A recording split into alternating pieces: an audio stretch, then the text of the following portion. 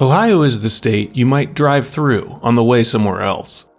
You fill up the tank near Cleveland, stop for lunch outside Columbus, and somewhere approaching Cincinnati you realize you've been in Ohio for 4 hours without a reason to get off the highway.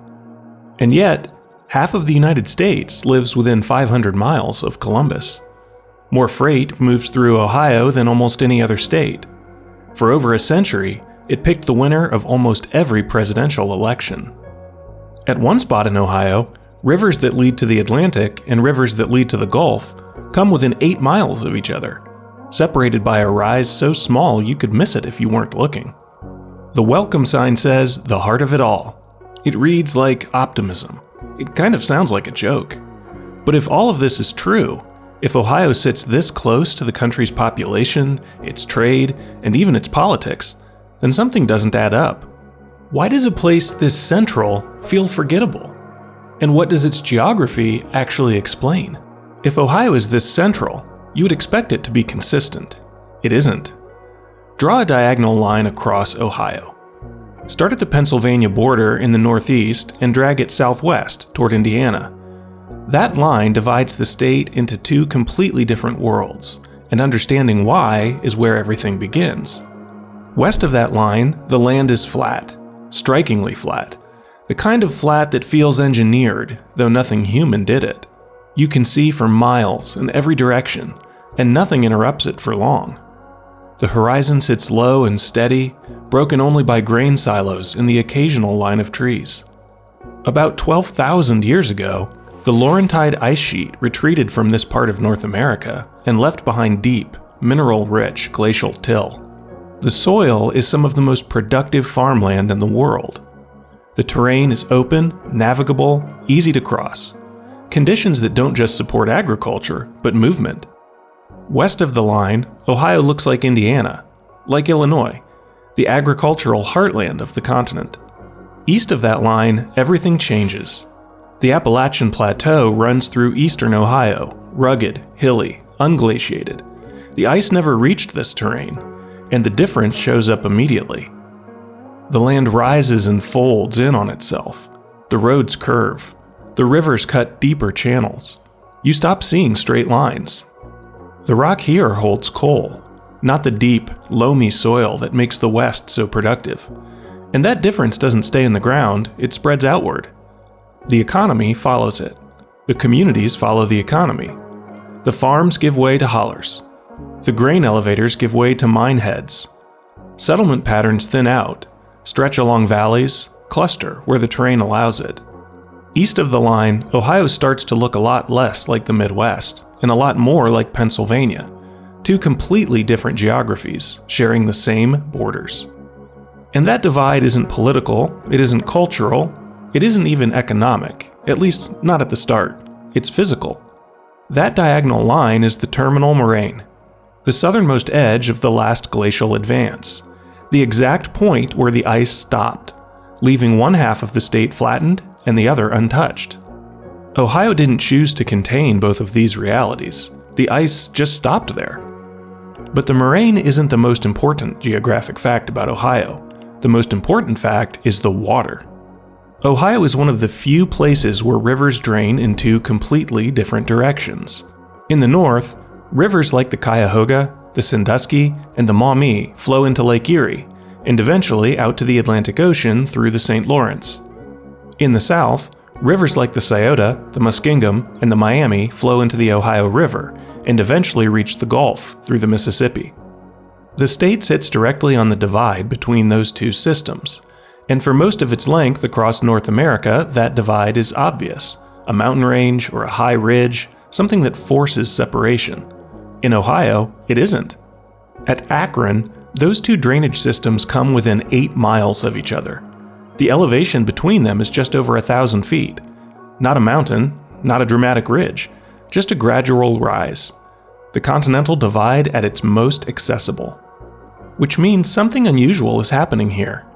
Because this state isn't just split into two different landscapes. It's sitting at the point where two halves of the continent almost connect. And for most of history, almost was close enough. Long before European settlement, Native American trade networks were already using this gap. The Portage Path, a trail connecting the north-flowing Cuyahoga River to the south-flowing Tuscarawas River, is estimated to be roughly 2,000 years old. To move between watersheds, travelers would paddle upstream, pull their canoes onto land, and carry them across that 8-mile stretch before dropping back into the water on the other side. It wasn't efficient, but it worked. And more importantly, it was repeatable. Once a route like that exists, once movement between two systems becomes predictable, everything starts to organize around it. Trade follows it. Settlements appear near it. Knowledge of the route spreads. The continent, at this exact point, becomes navigable in a way it isn't anywhere else nearby. When American engineers began building canal systems in the early 19th century, they didn't start from scratch. They surveyed the land looking for the easiest way to connect the Great Lakes to the Ohio River system, and they found the Portage Path.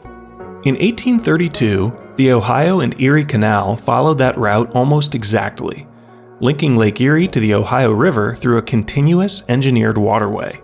Think about what that means.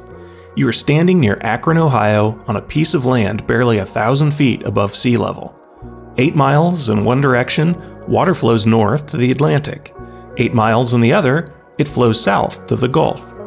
And now, instead of carrying a canoe, you can move goods between those systems at scale. Not because the terrain was overcome, because it didn't need to be. The continent, at this point, is already set up to move things through it. And once that connection existed, everything else followed. If you like understanding how geography shapes states like this, subscribe. Because once goods can move through a place reliably, predictably, at scale, that place stops being an empty space. It becomes a node. And across Ohio, those nodes turned into cities.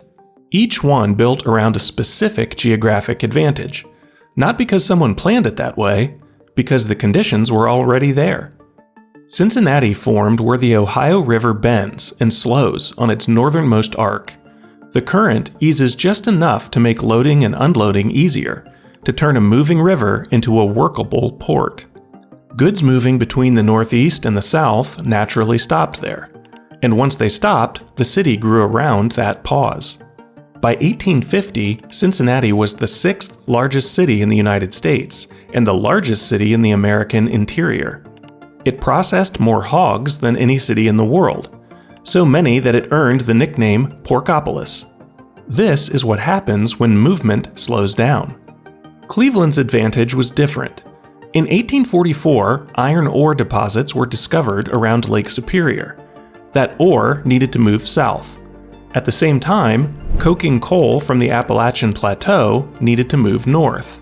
Cleveland sat at the point where those two flows met. A blast furnace needs both, ore and coal, in massive quantities. Most places had one or the other. Cleveland had both, delivered directly by water. The city didn't just grow, it industrialized at a scale that made it one of the most important manufacturing centers in the world. This is what happens when resources converge.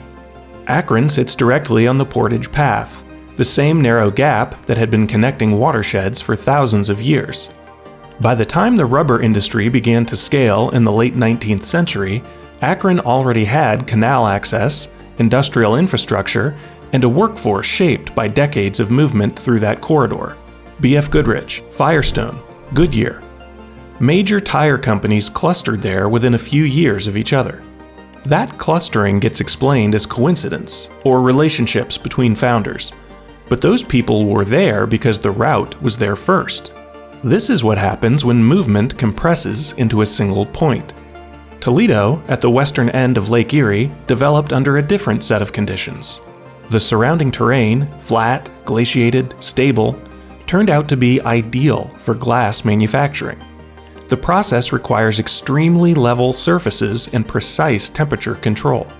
Combined with water access through the Maumee River and connections to the agricultural interior, Toledo became the center of the American glass industry. By the early 20th century, innovations developed there helped industrialize glass production worldwide. This is what happens when conditions stabilize. Dayton's story looks different, but follows the same logic. The Wright brothers didn't develop controlled, powered flight near Dayton by accident. The region had open, flat terrain, and just as importantly, a long-standing machine culture built on precision manufacturing. That combination made it possible not just to attempt flight, but to refine it, to iterate, to improve. Kitty Hawk proved it could be done. Dayton is where it actually worked. This is what happens when capability accumulates. Different cities, different industries, different outcomes, but the same underlying pattern. Geography created the conditions, movement connected them, and everything else built on top of that. The canal system didn't last. Railroads replaced it. In the industrial economy that followed, steel, rubber, glass, automobiles, defined Ohio for the next century. Then it collapsed. Between 1970 and 2000, factories closed across the state. Steel production moved elsewhere. Rubber manufacturing declined or shifted overseas. Cities like Youngstown and Cleveland lost a massive share of their industrial base in a single generation. For a while, it looked like the system had broken, but it hadn't, it had just changed form. Because the geography that made Ohio an industrial center didn't disappear when the factories did.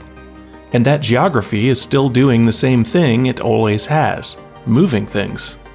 Today, more than 1 billion tons of freight move through Ohio every year. By total volume, it ranks among the top states in the country, despite being smaller than places like Texas or California. That movement isn't random. It follows the same logic as everything that came before it. Ohio sits within a day's drive of a huge share of the American population. Draw a 500-mile radius around Columbus and you capture more than half the country. The terrain is still flat. The routes are still accessible.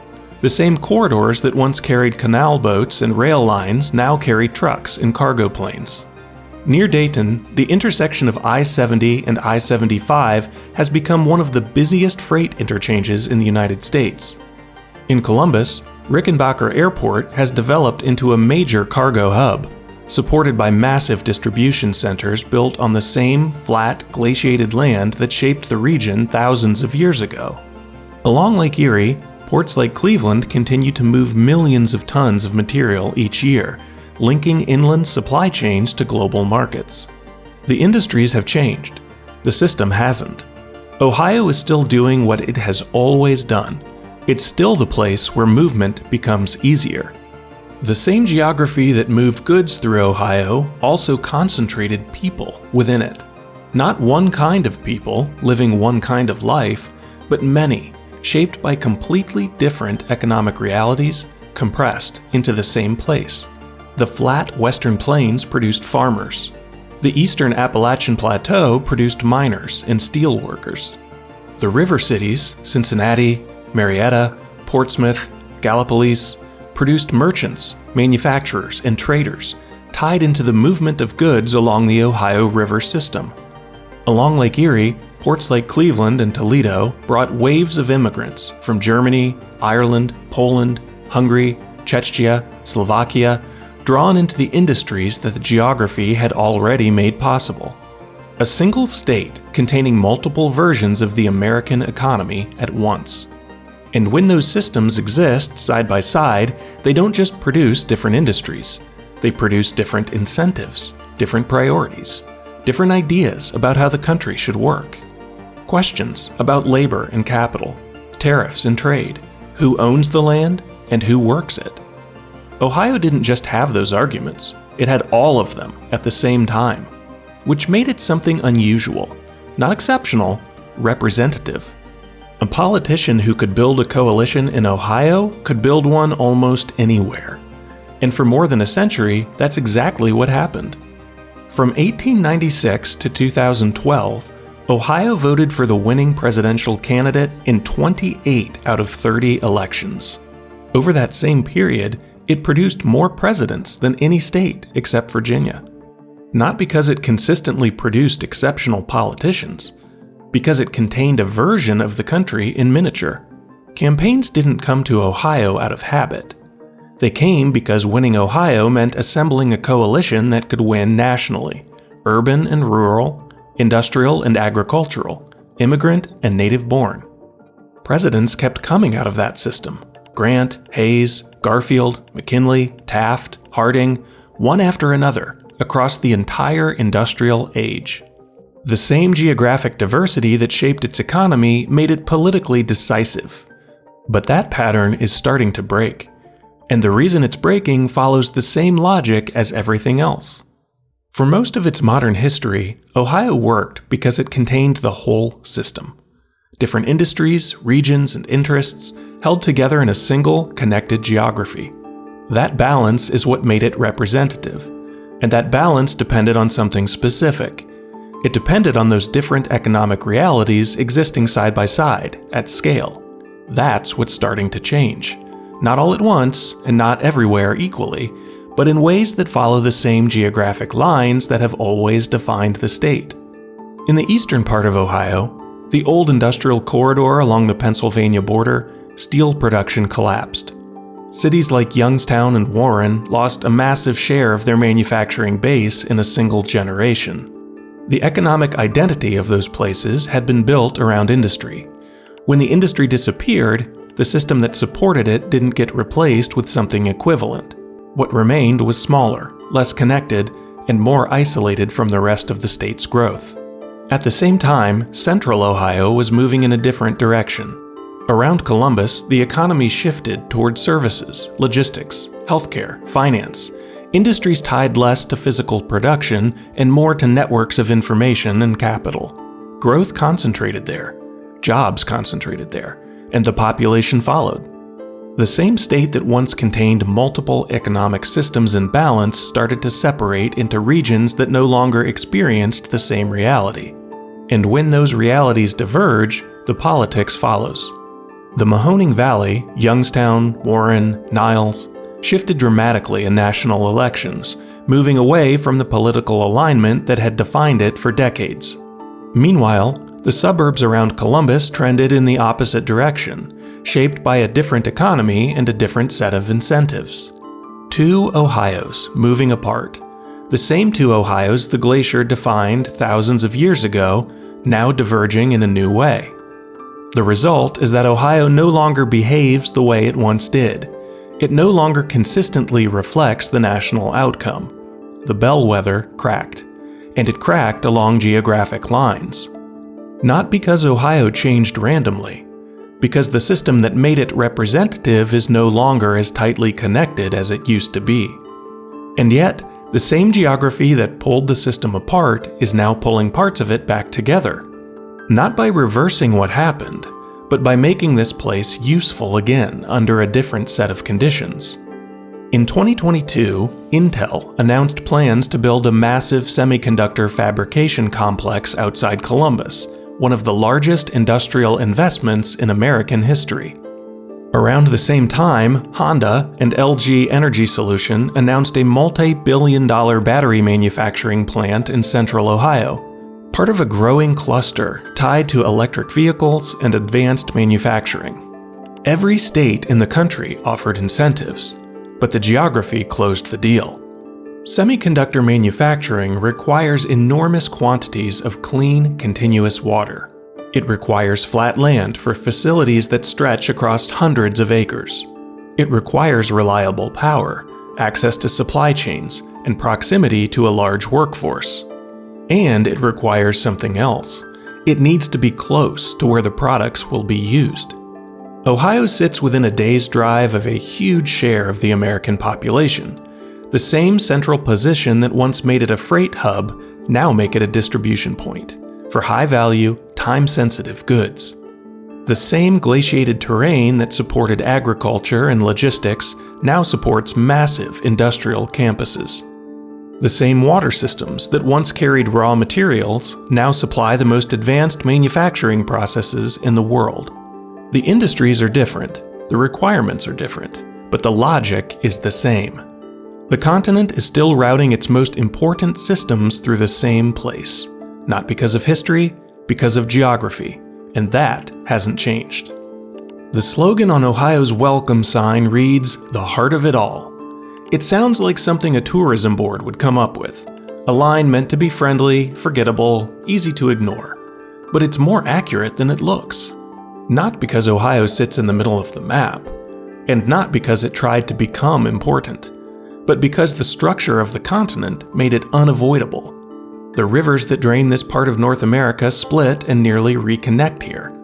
The glaciers flattened one half of the land and left the other intact. The terrain made movement easier in some directions than others, and forced it through specific points. Over time, trade followed those routes, then industry, then people, and eventually the systems that shaped the entire country. Ohio didn't move to the center of those systems. Those systems formed around the geography Ohio happens to occupy. That's why the state can feel so ordinary, because it isn't defined by a single extreme. It's defined by how many different systems pass through it at once. The middle of nowhere is a place people avoid. The center of everything is a place people pass through, and some choose to stay. Ohio has always been the second kind. And if the next generation of industries keeps choosing the same geography, then this won't just explain how the country developed, it will help explain where it's going.